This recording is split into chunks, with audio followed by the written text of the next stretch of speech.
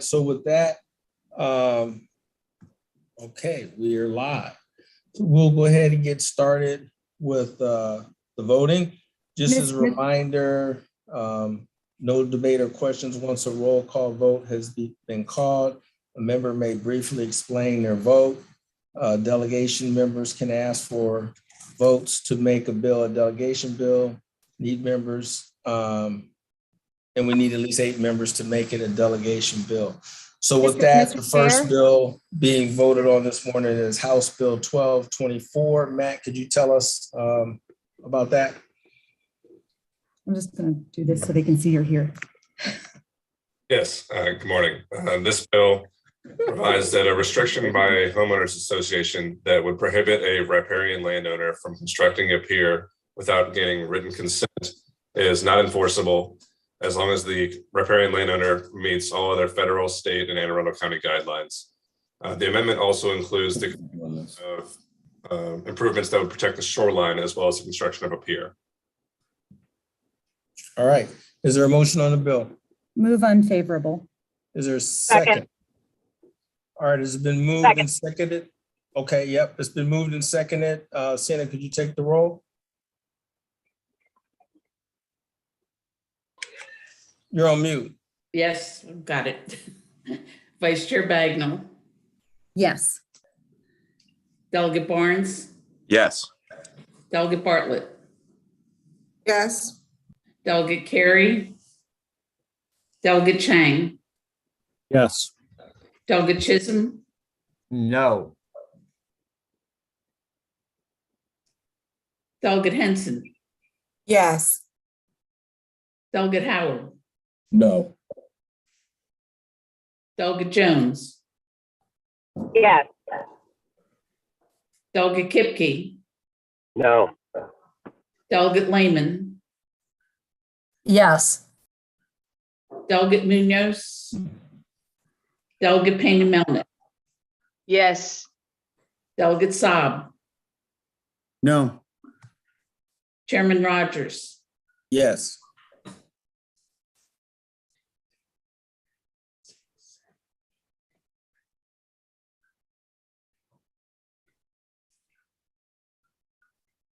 Mr. Chairman, the vote is 9-4 and the motion passes.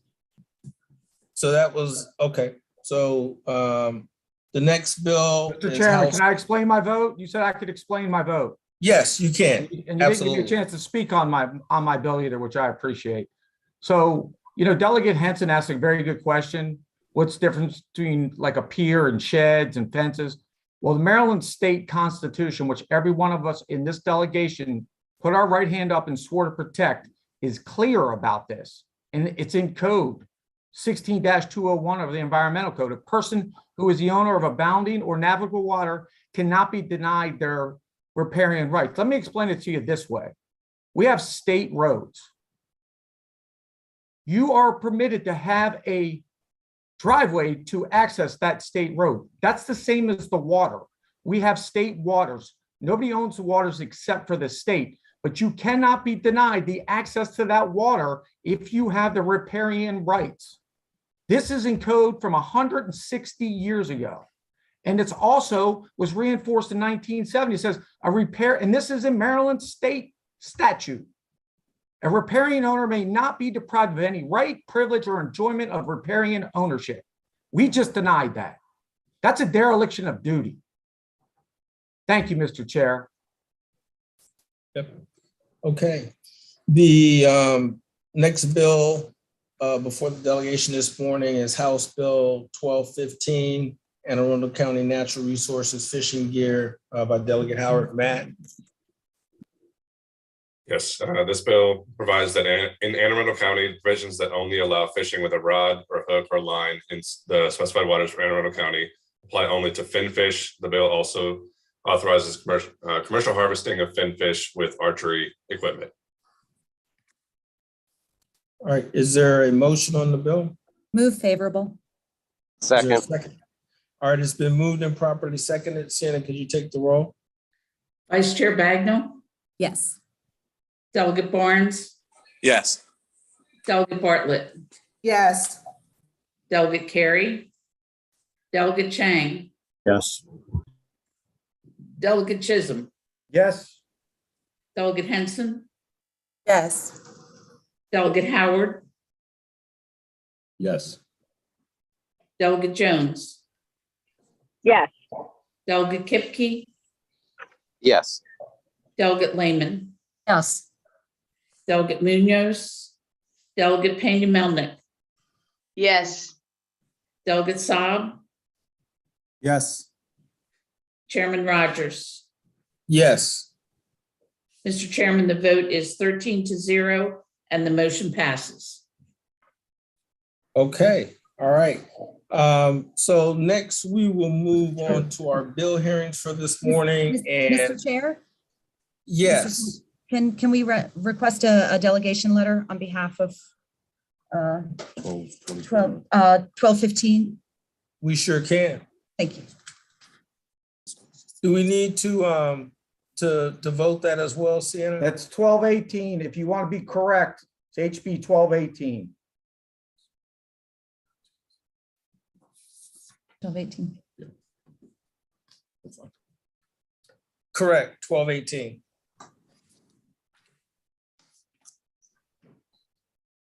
Is that not 1215?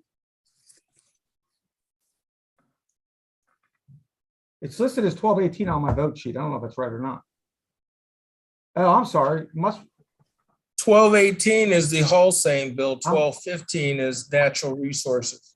I'm sorry, Mr. Chair, you are correct. I was looking at the wrong bill. And my computer like totally crapped out, so I can't look it up. So I apologize to the committee, but that's thankfully why Delegate Bagnall and I are she let me into view. But yes, it's 12:15.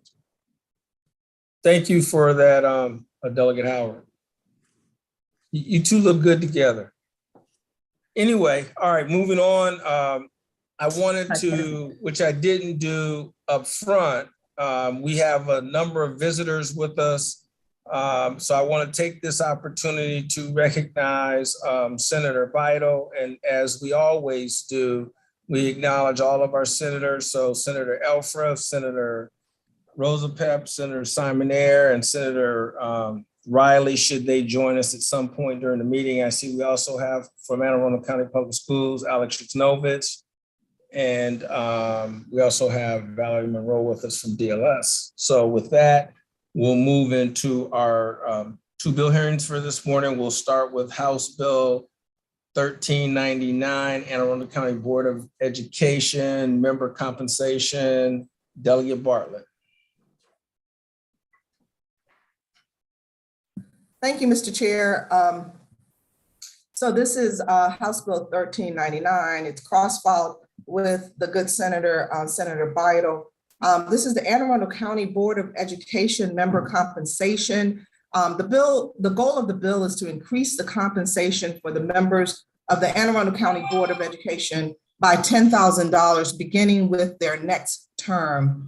The bill, as it stands, the board president would receive $20,000 annually, the vice president, $19,000, and other board members, except for the student member, receive $18,000. The student member receives a scholarship. With that said, Anne Arundel County is actually low on the spectrum of school board compensation. These members do not have staff, but yet they have, as you can imagine, a very grueling task, and they do it because they love it. I've heard from them, and that is exactly what they say. We do it because we love it. But I have to say, they do deserve compensation. We all love what we do, but it's still, very good to receive adequate compensation. So as it stands now, they receive $10,000 and $9,000. When we were searching for, candidates to run, because this is an elected position now, it gets a little hard to find candidates who can take the time and, maintain on a $10,000 compensation. So we would like to just show an increase of $20,000 as mentioned. And these are deserving individuals who work hard and who are looking after the benefit of our children. And so that is it. That is the entire testimony I have for you all today. And if anyone has any questions, feel free because I've got over a minute left. Thank you. Delegate Bartlett, thank you so much for being very, very gracious with the time. So you've extended the extra time for our colleagues. And as Delegate Bartlett noted, the cross file is Senate Bill 510, which will be on the agenda for us to hear next week. So are there any questions? And I can't see because the clock's on the screen.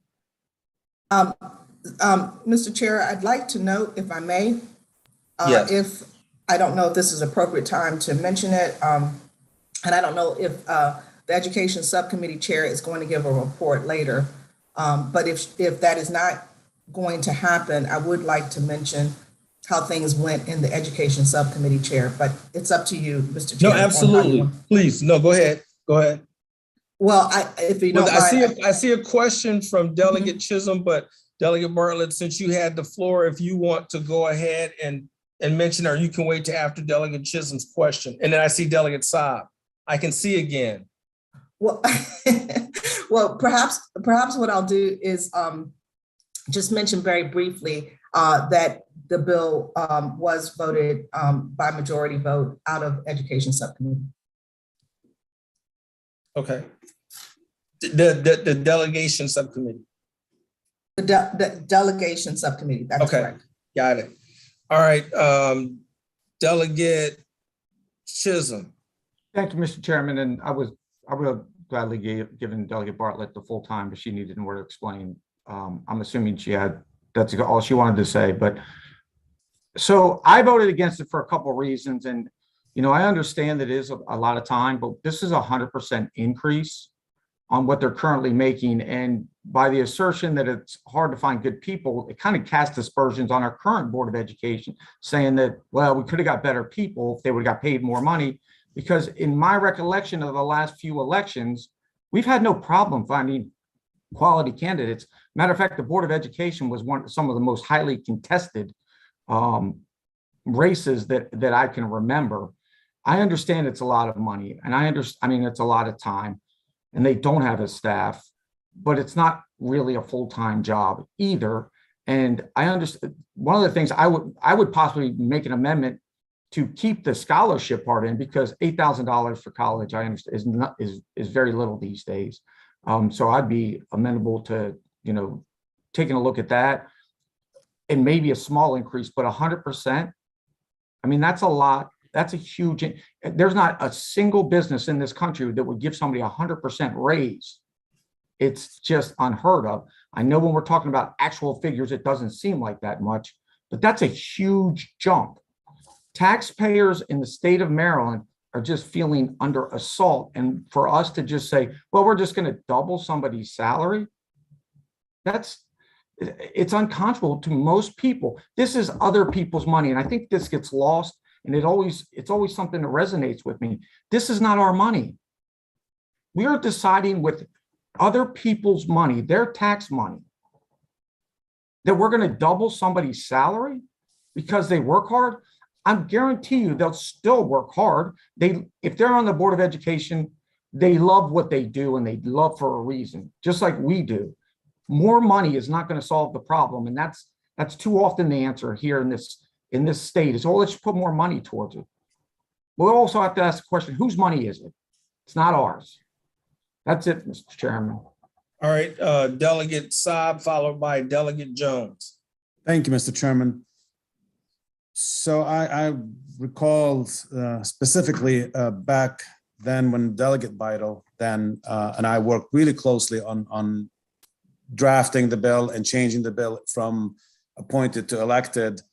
This is one of the things that we agreed on, and I think Senator Beidel now agrees that we gave him a raise then when we drafted the legislation from appointed to elected.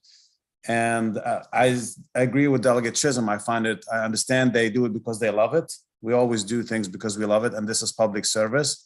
And most candidates that run for office know what they're gonna get, and the vast majority of them don't do it because of the money. They do it because they love it.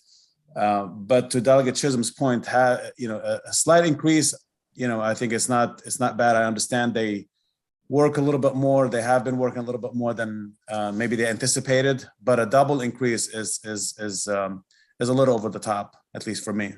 Thank you, Mr. Chairman. Delegate Jones, followed by Delegate Bartlett. Thank you. Thank you, Chairman. And I apologize to my colleagues as I am doing the working mom juggle this morning. So I am on phone and not video. I have a clarifying question quickly for Mr. Carpenter, and then I will go into a little bit of what happened in subcommittee. Mr. Carpenter, are you on the line, please? Yes, I'm here. And can you, for everyone, please explain, we're talking a lot about a double increase.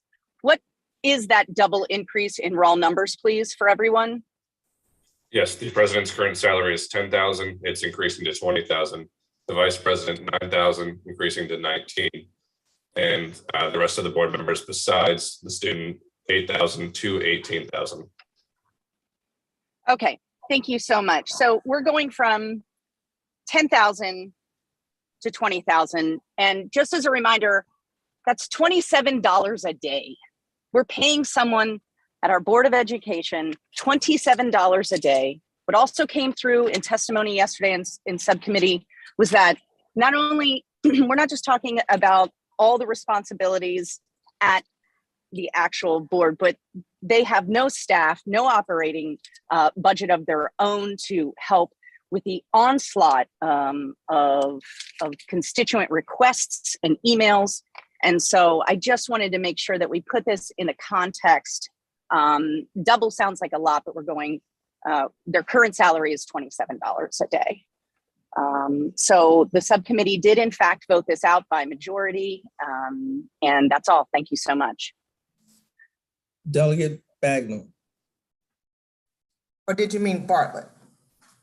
Oh, I meant Bartlett, but I saw Bagnall's hand come up. You were next, Delegate Bartlett. My apologies. Thank you, Mr. Chair. So I appreciate the comments that are being made, and I think it's good. It's a good debate, and I think it's good, paying good fiscal attention. I will speak to the comparison to a corporation, though. Unfortunately, or fortunately, depending on how you look at it, we are not a regular corporation. We are not a for-profit business. And you're right, I would never in my for-profit business necessarily double someone's salary, because why? It cuts into my profit margin. However, the state, we don't have what one would normally have in a corporation, and that is a profit margin. So I kind of feel like that's that's an apples to oranges comparison. And I agree, yeah, you're right. The adjective that I used to find good people, you're right. Delegate Chisholm, that probably was not the best adjective. Perhaps the better adjective would have been to increase diversity, and that is diversity of age, diversity of ethnic groups and race and all of that. So that's probably the better adjective, because you're right, we do have qualified people. And with that said, let's lead into the last point I want to make, and that is that the individuals that are currently in office, it would affect 2 members, but it doesn't affect, actually it wouldn't even affect those 2 members. It doesn't affect those members who are in office in this term. So it's not a matter of, saying that that we don't have good people who are currently there, but it's a matter of reviewing the work that they do and the number of hours that they put in and compensating them accordingly. Thank you, Mr. Chair. Thank you, Delegate Bartlett. Delegate Bagnall. I'm actually deferring to Delegate Howard. Thank you, Delegate Bagnall. So it's my understanding, maybe somebody can bring some clarification to this, that they don't receive any other compensation. So there is no mileage or any other compensation. Maybe if they go on some type of retreat, some type of learning thing, maybe they get a little bit for a hotel or something like that. But it's my understanding that they don't have any other compensation. This is solely the compensation package. Is that correct? Mr. Chair, may I answer? Yes. I believe it is correct. And if Mr. Carpenter, if Matt has, the answer that he's looked up, then that's fine. If you want to clarify, but if you don't, that's all right, because I believe that is correct. And I will, if it is incorrect, I have members of the board who are watching this hearing. I'm sure they will let me know. And just a quick follow-up, does anybody want to, just to bring some clarity, I think it's like $1.6 billion is going to be the county budget this year, roughly, or am I a little north or south of that? And my point is that they are, working with 50% of that budget. And so it's an interesting topic. I do see Delegate Chisholm's point, but I do see them working with, $800 million or, maybe a little north, a little south of that, whatever the budget numbers come in, but also too, that they do not have any other compensation as far as mileage. So just thank you for answering that question, Delegate Bartlett. Delegate Saab.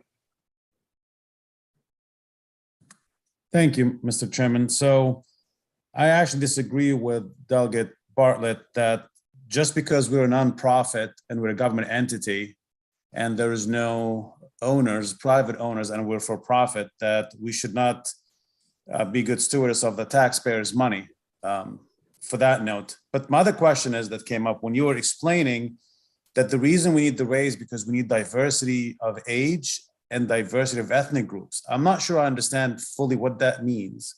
Could you explain that to me? Because the way I understood it, I take it in an offensive way, but I just want to give you the benefit of the doubt of explaining what does that mean that by creating diversity of ethnic group that we need to give more money? Mr. Chair, may I respond? Absolutely.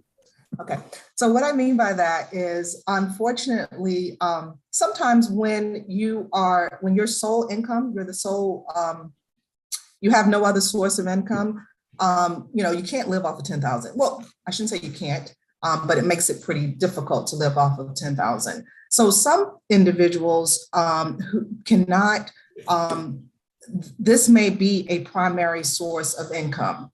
And I'm not saying that in a way that means that they don't know that going in, okay? But it may be a primary source of income, or they may have thought they would have been able to get a part-time job as well as be a board member because they want to be there for their community. By diversity of age, and diversity of ethnicity, what I meant was that there's no question that studies have shown that African Americans tend to receive less, and actually many other ethnic groups receive less salary than, or I should say non-whites receive less salary than white individuals. So they don't have necessarily the luxury of being able to live off of a $10,000 salary. Now, with that said, that is not meant to offend anyone. And if I did offend you, Delegate Saab, that was definitely not my intention. My intention was just simply to state that it would be great to have, folks in their 20s and younger. I mean, because, my 20s are long gone, but also to have folks of all ethnic groups who can participate because it represents our actual school system. So that's where I was going with that. And no, the money does not necessarily bring the people. It's not necessarily a cause and effect, but it might widen the pool a bit. And that's where I was going with that. Well, I mean, I think it's more offensive to more ethnic groups by you saying that if we pay you more because you're Black or brown or non-white, then this is a good job for you. So it's not, I wasn't offended. I think you should be offended for saying something like this, because you're really saying that. I just think it's wrong, and I don't want to get off topic, but I just wanted to just point out that that was an offensive for a lot of groups, specifically African Americans. I think we should be looking at quality candidates, regardless of their age or ethnic group, and we have a good diversity on our a lot of our boards. So, Mr. Chairman, and I don't know if this is appropriate now, I'd like to work with the sponsor. And I know when we debated this bill heavily back in 2018, this is the amount that we came up with, because they were at a much lower rate even then. And we worked bipartisanly on this issue, and we came up with that number. So I would like to probably work with the sponsor and maybe offer an amendment on the amount. All right, we have some more questions. Let me go to Delegate Bagnall and then Delegate Lehman. And then I also see Delegate Jones. Thank you, Mr. Chair. And again, I just want to add a little context to this conversation as we're considering this, because there have been some questions raised about the prior candidates. And I just want to remind everyone that this is our first time having an elected board. And I know that we did, I know that Delegate Saab and other members who were in office considered very carefully and very thoughtfully, how we would craft legislation for an elected board, how we would compensate our elected board. But sometimes, the reality doesn't equal the anticipated reality. And I think, we have recognized that going from an appointed to an elected board brought with it a whole new workload, a reduction in institutional knowledge, and the reality that when we're sitting in these seats, we are here with staff and counsel and resources that are not available to our elected board. And I think there has been a recognition that maybe we need to put additional resources around our board, not just for recruitment and retention, but also so we can build a bench going forward and make this a really desirable role. And to Delegate Howard's point and Delegate Bartlett's points, our board are responsible for our children, our educational system, and also about 51% of our county budget. So I don't have a question other than, isn't that so? But I did want to add some context to the conversation as we consider how to move forward. Thank you. All right, Delegate Lehman. Thank you, Mr. Chairman. And I just want to echo a little bit of the general sentiment of Delegate Bagnall. I think, I checked the Board of Education's FY23 operating budget, and it's $1.6 billion a year. And I think when you put this increase in the context of that, of how large an organization and a budget the school system has, and the amount of responsibility that these folks have on the board, I would probably actually push for a larger increase, to be honest, when you consider where we're starting from. And I do think it's a little disingenuous to talk about a doubling of the salary without talking about where we are starting from. And the issue of staffing, I was astonished to learn in the subcommittee meeting yesterday that these board members have no staff. Imagine. And we all know, we talked about the fact that nobody goes into public service for the money, right? We understand that. But at least we have staff when we're out and about in the community. And I know this happens to all of you. It happens to me, when you're at the grocery store, when you're at your kid's school, at church, you're walking your dog, people stop you regularly. Hey, can I tell you about this? Can I ask you this question? I have this problem. My neighbor's dog barks all night. My kid's school bus is late every day. And they don't have anyone to turn to say, they can't say to their constituent, oh, let me, connect you with my staff, or I'll have my staff look into it. It's them. It's them doing all of this. And I don't think this is, in my humble opinion, need to look at this, any further this year. I'm willing to make a motion favorable on this bill. Thank you. Second. So I was going to.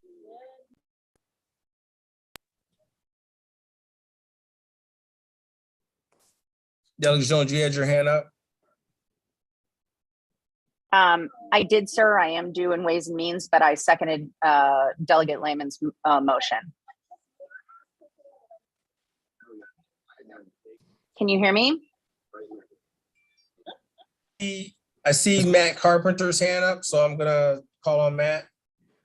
Yes, I had a question regarding any additional compensation that a member may receive. What I can find is that some counties do provide this additional compensation for travel and other expenses. Montgomery County is one of those, and Arundel County does not.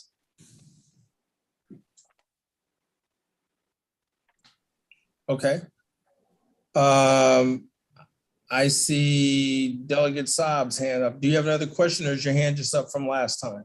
No, I actually have a comment and a question. So I'm not sure if did we suspend the rules to vote on a bill while it's still being heard?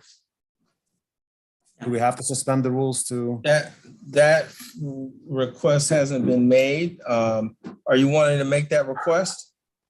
Well, no, I mean, it was moved and seconded. So I thought if you were gonna move it and second the request, but I do wanna actually hold the bill if possible. I wanna work with the sponsor, possibly on some amendments. But I didn't think that the bill was gonna get moved. So yes, I would like to either not ask for suspend the rules, because I think, if I'm not wrong, that we haven't made that motion yet. And if the motion has been made, then the motion to move the bill favorably is not a lawful motion. Matt, just could you offer some clarification? Yes, I believe Delegate Saab is correct. This is the first time we're hearing this bill, so it'd be appropriate to typically do this on the next week. We can suspend the rules to move favorably today, but that would require a motion, and that is not what's before us currently. There was a. Okay, I see Delegate Chisholm, you had your hand up, and I think that's all the questions on this particular bill. Just a quick comment for clarification. I know that Delegate Jones said they get paid $27 a day. I went back and looked in 2021. They met 24 times, 22 times in meetings, 2 times in workshops. So that equals out to being $208 every time they have a meeting. So the $27 a day, I understand they do things outside of the meeting. This is not their full-time job. They're not getting paid $27 a day. Thank you. With all due respect, Mr. Chairman. Delegate Lehman. Delegate Lehman. Mr. Chairman, I do not have a question. I just put my hand up to say I don't have a question. I'm finished. I think that's Delegate Jones trying to speak. I'm sorry. I see your hand. I'm sorry. I'm just looking at the hands that I see up. Delegate Jones. I apologize. I am due in a voting committee. And we know that our Board of Education members work every day, and the past 2 years have been tremendous, the work that they have put forth. So this is truly and has been a full-time job for them.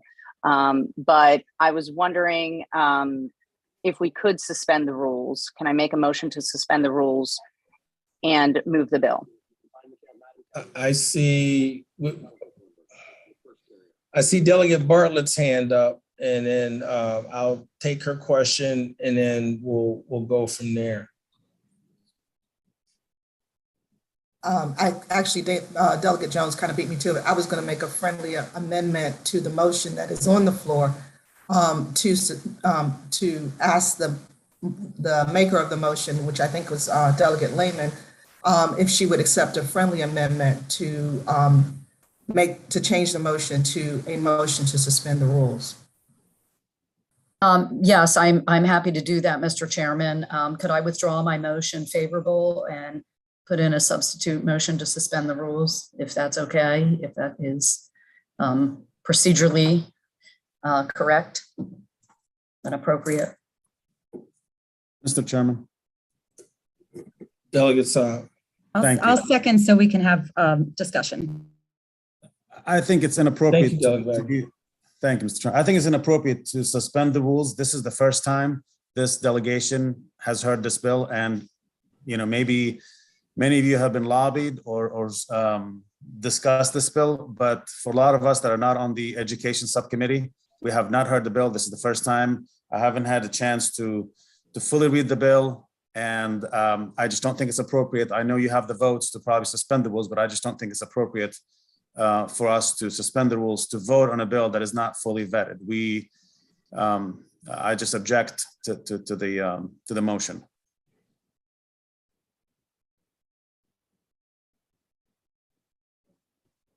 Okay.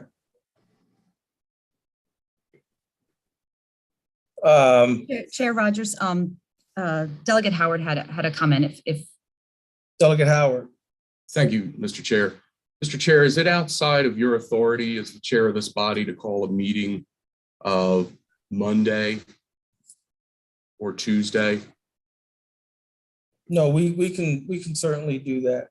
Okay, so Garage door. somebody's garage door is open. But anyway,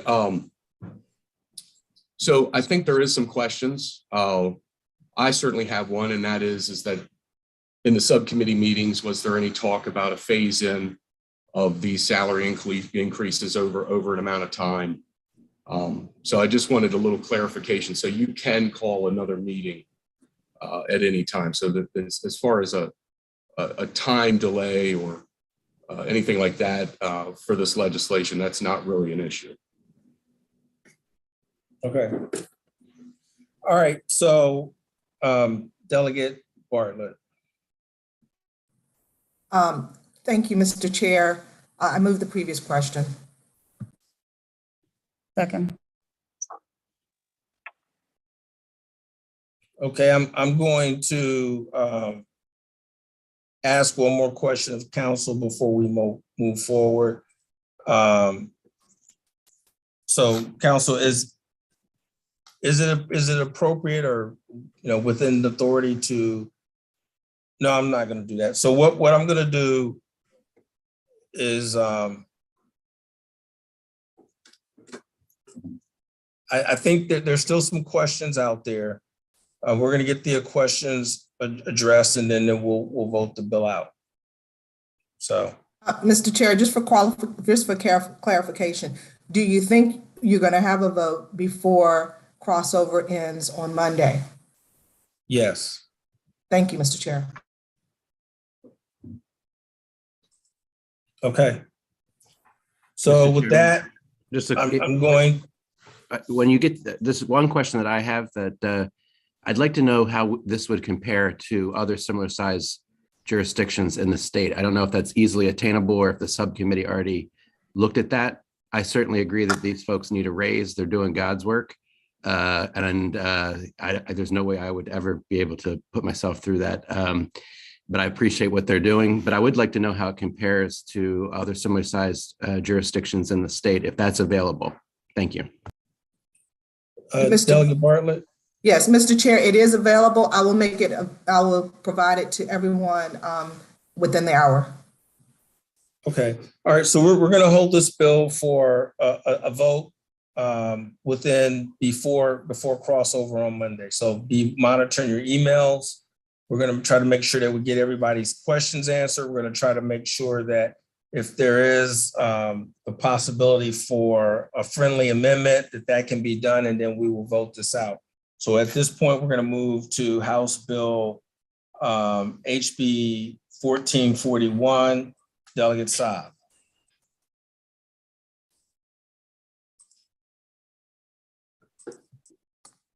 Thank you, Mr. Chairman. And good morning, members. For the record, I'm Delegate Sid Saab, representing District 33. Bringing to you this morning House Bill, a very simple bill, rather, House Bill 1441. So by state law, the Anne Arundel County public schools have to replace their buses once they have reached service of 12 years, regardless of their condition. This bill will allow and give the system some flexibility so school systems can extend that life before they retire those buses from 12 to 15 years.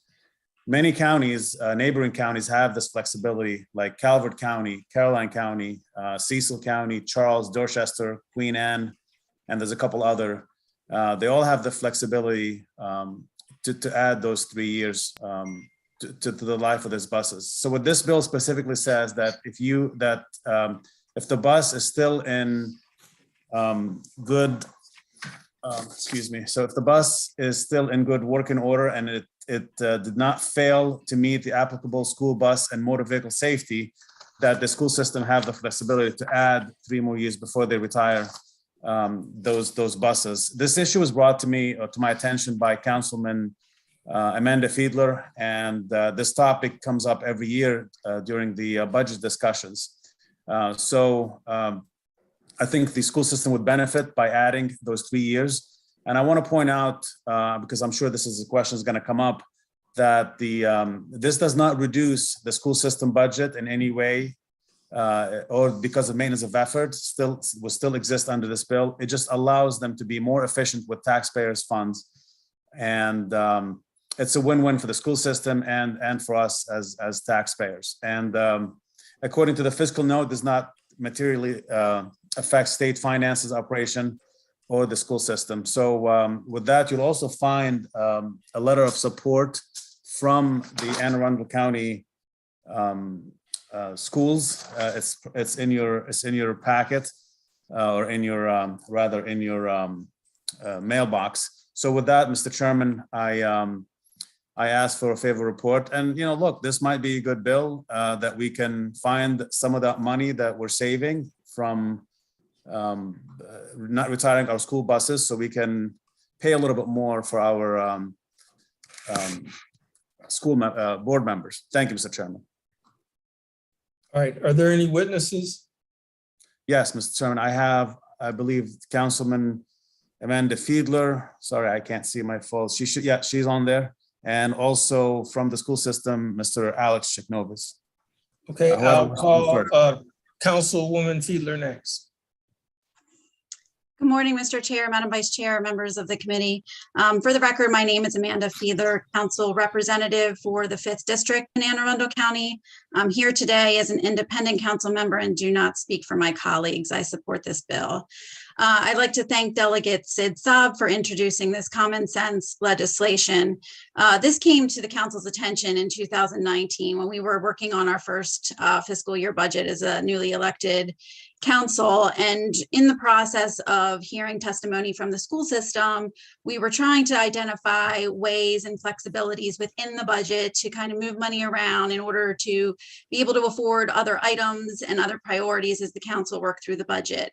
That's when we heard from the school system that they do have restrictions based on state law regarding their school bus lifespan and when they have to retire school buses in the fleet.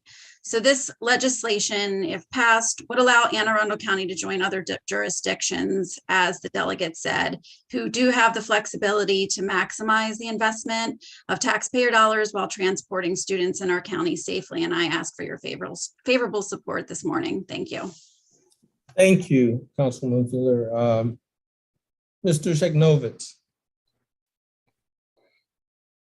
Good morning, members of the delegation. I'm Alex Chaknovich, Chief Operating Officer for Anne Arundel County Public Schools. As is indicated, our Board of Education has taken a position requesting support for the bill, and testimony, as Delegate Saab indicated, has been remitted to the delegation in that regard.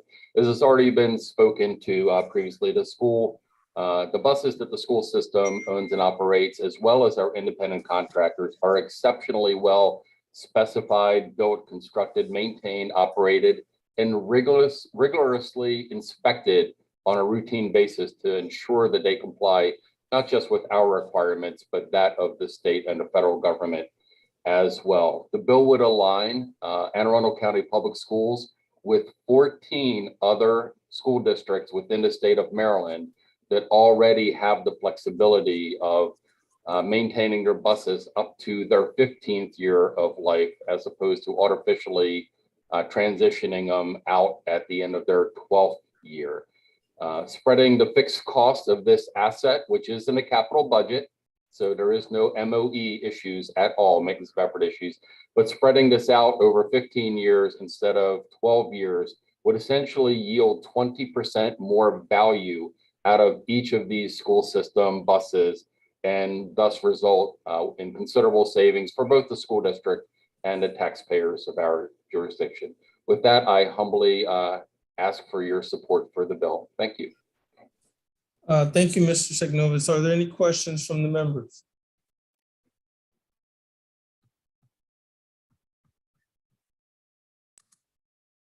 Delegate Henson, followed by Delegate Kipke. Mr. Sheknovich, you mentioned our contractors as well, who also transport our students to school. Is there a vendor requirement that their fleet be within the 12 years as well? Or is this requirement only binding on those buses owned and operated by AACPS? Alex Shekno, Chief Operating Officer for Anne Arundel County Public Schools. That 12-year expiration date applies to both county government-owned school buses, i.e. school district, as well as our independent contractors. The independent contractors do not have any flexibility to go beyond that time frame, just like I have no flexibility with my school district-owned buses. Thank you, Mr. Sheknovich, and thank you, Mr. Chair. Delegate Kipke. Thank you, Mr. Chairman. Alex, thanks for all the good work you do for Anne Arundel County Public Schools. Appreciate how you're always so responsive and looking out for what's best for the school system. I'm curious, is there an annual inspection of all of these buses? And if there are, what would you be looking for in the way of these older buses? Alex Shekno, Chief Operating Officer for Anne Arundel County Public Schools. Delegate Kipke, the buses at a minimum are required to undergo 2 full inspections, and those are essentially mechanic level inspections per year. Beyond that, they are required to be inspected on a daily basis by the drivers of that bus, and it includes not just the safety systems, but there is an under the hood component as well. So there is a lot of eyes on these buses. The state essentially does have a list of items that have to be at a minimum inspected by the trained mechanics in that twice a year inspection. But again, understanding the cargo that we are transporting, Delegate, these are very heavily scrutinized, and neither our independent contractors nor the school district would put a vehicle out on the road that failed to meet these rigorous safety expectations and requirements. That's great. And I just, as a follow-up, obviously with the safety is the main thing and the most important thing. What about, like the wear and tear on the inside of the bus? Is there requirements on the contractors and on county-owned buses that they may be maintained as well? For the record, Alex Shekno, Chief Operating Officer for Anne Arundel County Public Schools. Delegate Kipke, yes, the same requirements that apply to district-owned buses apply to the contractor-owned buses. There are elements of the inside of the bus that have to be rigorously maintained. For example, the coverings have to be maintained to ensure the fire safety of the seats and the foam underlying that. So it is not just the mechanical external part of the bus, but the interior of the bus that is also routinely inspected. And I might just add that again, that Delegate Kipke, that this allows the flexibility up to 15 years. It doesn't prescriptively mandate it has to be 15 years. So naturally, if any vehicle was identified that may had premature wear and tear or had other mechanical difficulties, that unit would be retired at that point in time. We would not artificially keep it to 15 years just because this legislation allows that, sir. Thank you. Thank you. All right, Delegate Saab. Mr. Chairman, I just want to make sure that I wasn't sure at the end if I did ask for a favorable report on House Bill 1441, just for the record. Right, you did. Okay. All right. If there are no other questions, seeing none, we'll move on to, we want to thank Mr. Sheknovich and Councilwoman Fiedler for your testimony and Delegate Saab for bringing the bill. We'll move on to Mr. Hiram Birch and Valerie Monroe. Mr. Chair, Oh, I'm sorry, Vice Chair Bagnall. did we want to move to suspend the rules and vote on this bill? Thank you so much. Delegate Bagnall, really quickly, why we need to vote. Mr. Chairman. I mean, is that a motion? I don't even know if we have the votes to do that. Mr. Chairman, may I speak? Delegate Saab. Thank you.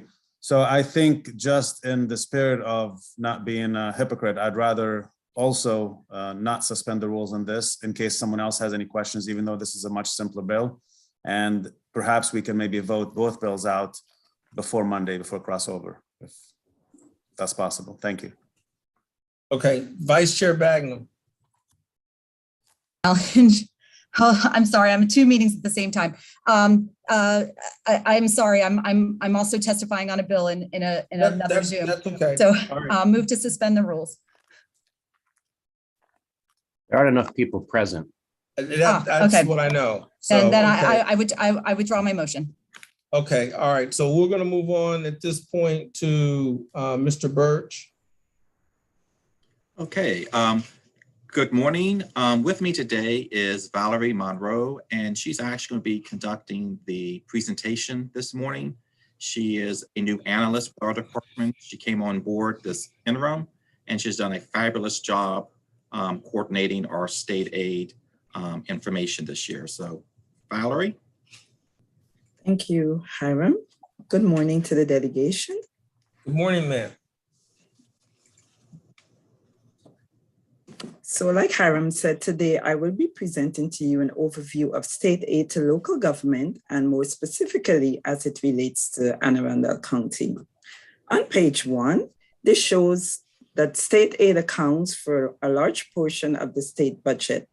State aid accounts for 35% of general fund expenditures and 26% of all state funds. In comparison, state agencies account for 41% of general fund expenditures, and entitlement payment accounts for 22%. On page 2, this shows state aid by governmental entity. Most state aid is targeted to public schools, which is around 7.1 billion. County and municipal governments receive less than 10% of local state aid, which is around 841 million. Overall, state aid will total 9.2 billion in fiscal 23, which represents 383.3 million, or 4.3% increase over the prior year. If you turn with me to page 3, this shows the amount of state aid provided to each local government. Anne Arundel County will receive around 645 million in state aid in fiscal 23. Anne Arundel County will receive an 8.2% increase in state funding, with total state aid increasing by 49 million over the prior year. On a per capita basis, Anne Arundel County will receive around 1,100 per resident.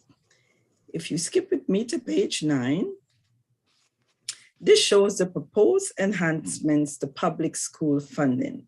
The administration provided an additional 57.3 million in whole harmless grants under the compensatory aid program to offset declines in the free and reduced price meal count. Anne Arundel County is scheduled to receive additional funding totaling 9.2 million. The administration also provided an additional 68.1 million for full-day pre-kindergarten programs that exceeded the requirements under the Blueprint Plan. The administration provided per-student funding regardless of family income.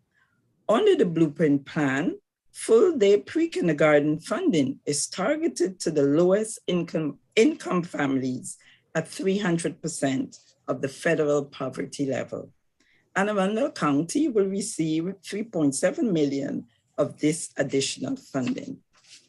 When the proposed state budget was introduced by the governor in January, the additional discretionary enhancements to education aid were offset by the administration's underfunding of the Education Effort Index, which was supposed to provide additional funding to Baltimore City, and this totals 9 million in Prince George's County of 26.5 million. However, the governor has submitted a supplemental budget that includes a full funding of the Education Effort Index. We will now shift our focus to state aid to county and municipal governments. On page 14, this shows state funding for the police aid formula.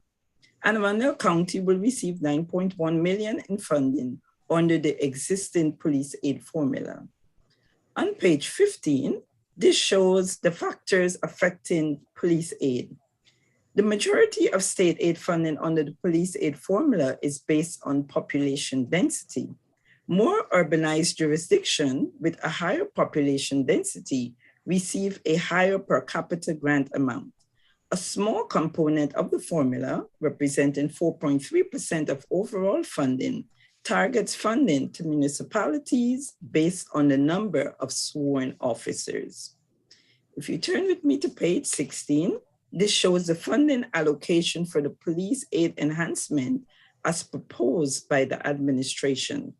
The proposed state budget includes 45.9 million in additional funding for the police aid formula, of which 3.9 million is targeted to law enforcement agencies in Anne Arundel County. The allocation is based on county population and the number of municipal sworn officers. Baltimore City receives 8 million under the formula enhancement. On page 19, this shows the state funding for fire and rescue aid. Anne Arundel County will receive 1.2 million in fire and rescue aid. Each county's funding is based on their share of property tax accounts relative to the statewide total. Each county is guaranteed a minimum 2% share of total funds, which is equivalent to 300,000. On page 20, this shows state funding for local health grants. Anne Arundel County will receive 5.8 million in local health grants in fiscal 23. Statewide, local health departments will receive 74.9 million, which represents a 1 million increase from the prior year. If you turn with me to page 24, this shows the allocation of local highway user revenues in fiscal 23. Anne Arundel County will receive 8.7 million in local highway user revenues, which represents 0.2 million or 2.5% increase over the prior year. The county and municipal share is based on road mileage and vehicle registration. The Anne Arundel County government will receive 7 million and the city of Annapolis will receive 1.7 million. The Baltimore City government will receive 170 million, which accounts for 61.5% of the total state funding under the program. Baltimore City has generally received a larger share of local highway user revenues than other jurisdictions because the state does not conduct highway maintenance or construction within the city, except for portions of the I-95. I will now turn our attention to page 30, which shows the allocation of local gaming impact in fiscal 23. Anne Arundel County will receive 29.2 million in gaming impact grant. We'll now turn our attention to the education funding section. On page 31, this shows the total level of state funding for public schools in fiscal 23. State aid to Anne Arundel County Public Schools will total 534 million. Page 2 breaks the funding down by direct aid and teacher retirement payments. Anne Arundel County Public Schools will receive 471.2 million in direct aid, and this goes directly to the public school system, and 63 million for teachers' retirement payments, which goes to the state retirement agency. On a per pupil basis, direct aid for Anne Arundel County totals around $5,800, which is the fourth lowest in the state. This ranking is due to the fact that 75% of direct education aid is allocated based on local wealth. As we will show later in the presentation, Anne Arundel County has the sixth highest per pupil local wealth in the state. On page 33, this shows the percent increase in per pupil direct aid and per pupil total aid. For Anne Arundel County, per pupil direct education aid increases by 10.1% in fiscal 23 compared to the statewide average of 5.4%. This is the second highest increase in the state. Total per pupil education aid increases by 7.8%, which is significantly higher than the statewide average of 4.2%. I'll now turn our attention to page 34, which shows the primary factors that drive the increase in education aid, student enrollment, and local wealth. Full-time equivalent student enrollment in Anne Arundel County decreases by 0.2%, which compares to a 0.7% statewide decrease. Local wealth per pupil increased by 1.5%, which is considerably below the statewide increase of 2.7%. On page 35, this shows the level of state aid under the foundation program, which is the main education funding formula. Anne Arundel County will receive $281.4 million, or around $3,500 on a per pupil basis.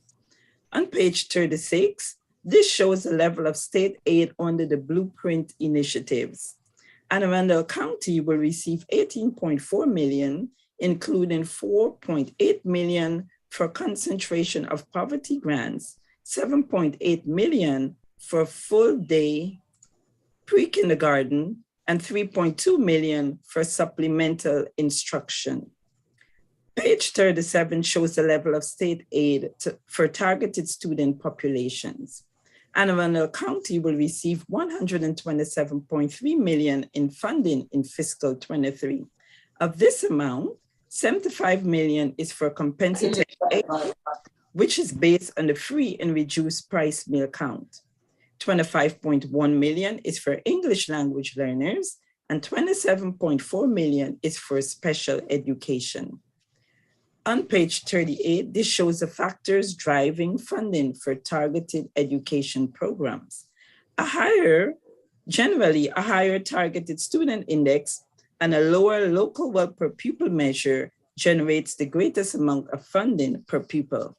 Anne Arundel County has the 8th lowest targeted student index and the 6th highest local wealth per pupil measure. This results in the 6th lowest per pupil funding at around $1,600 compared to the statewide average of $2,500. On page 39 shows how the targeted student index is calculated.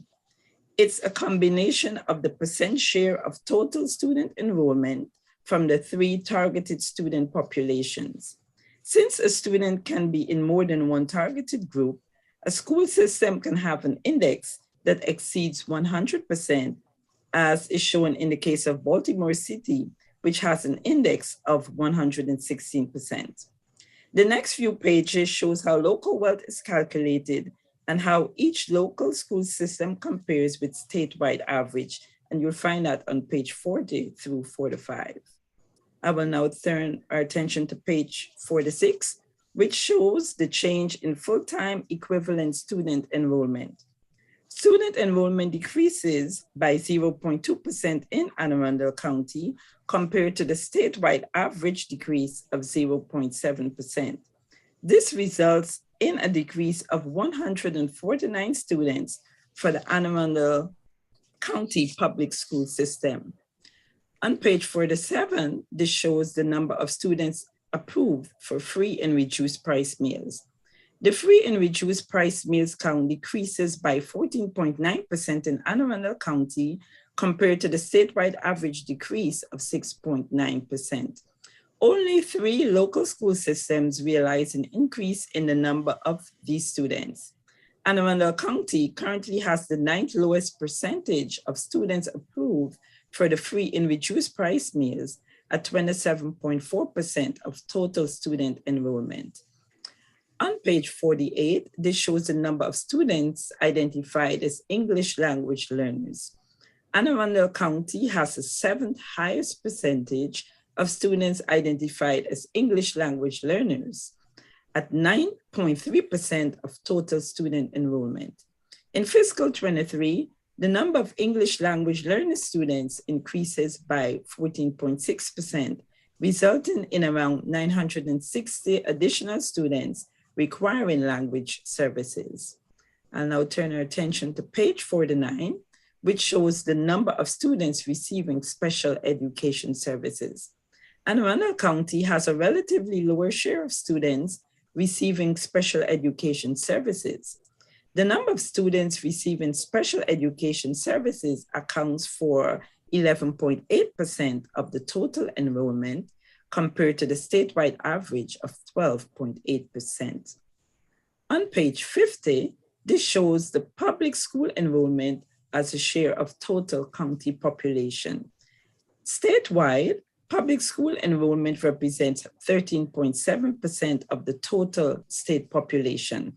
In Arundel County, public school enrollment also represents 13.7% of the overall county population, which is the 11th highest in the state. Public school enrollment as a share of total county population ranges from 8.9% in Kent County to 16.8% in Howard County. And finally, on page 51, this shows the racial composition for each local school system. The student population in Arundel County is very diverse.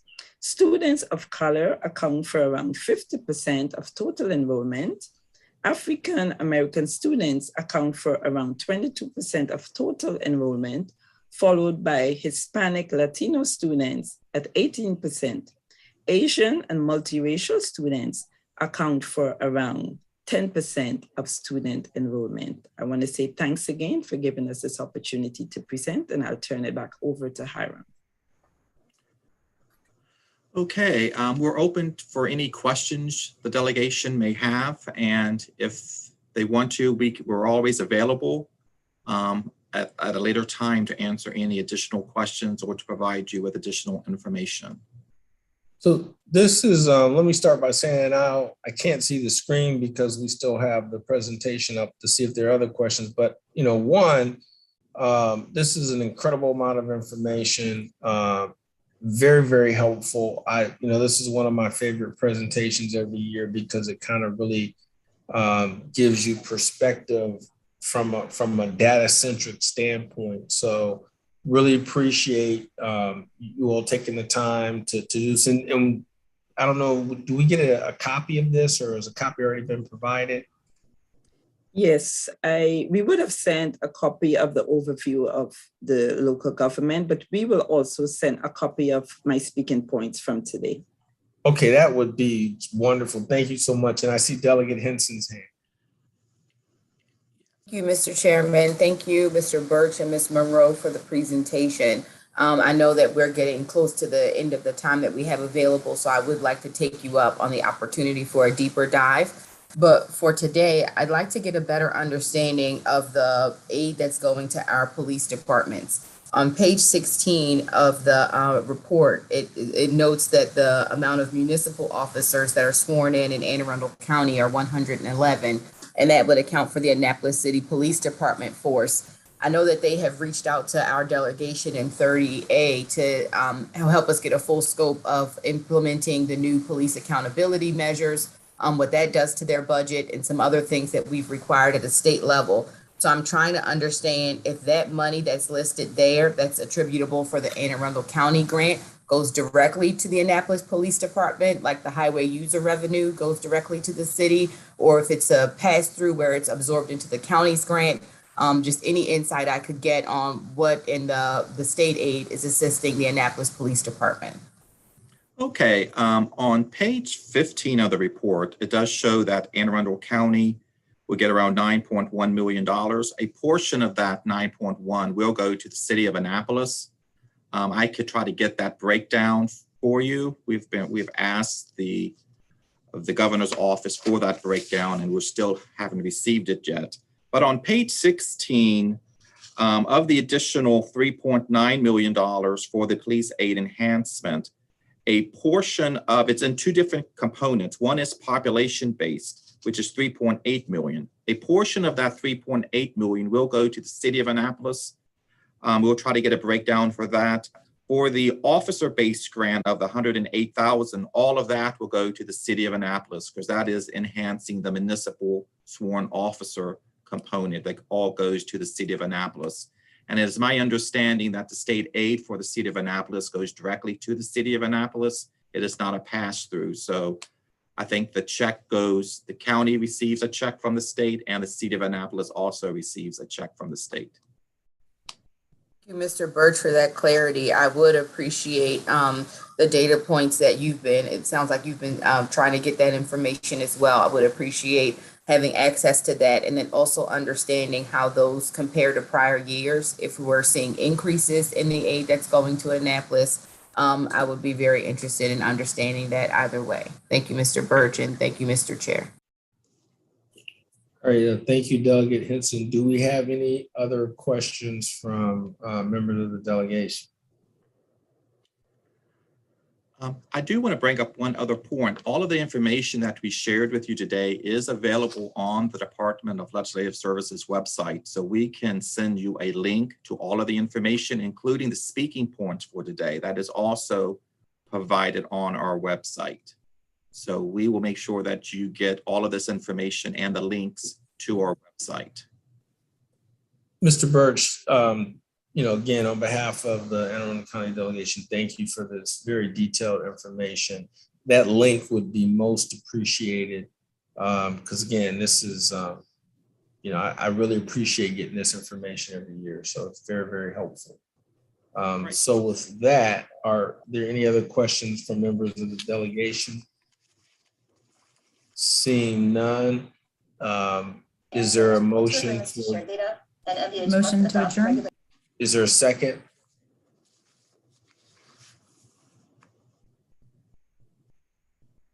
Second. It's been moved and properly seconded. Thank you, everyone, and we'll see you on the floor in a little while. Thanks so much. Have a great rest of the day and weekend.